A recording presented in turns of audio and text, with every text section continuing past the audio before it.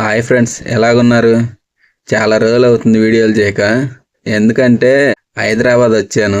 ఇప్పటి నుంచి మన ఛానల్లో ప్రతిరోజు ఒక వీడియో వస్తుంది. ర్యాపిడో డెలివరీ బాయ్ రోజుకి ఎంత సంపాదిస్తాడు అని. ఎలాగంటే 30 రోజుల్లో 30,000 సంపాదించొచ్చా లేదా అనేది మన వీడియోస్లో వస్తుంటాయి. ప్రతిరోజు ఒక వీడియో లెక్క. నేను రోజు ర్యాపిడోకి వెళ్ళి ఎంత వచ్చాయి, ఎంత పెట్రోల్ అయింది,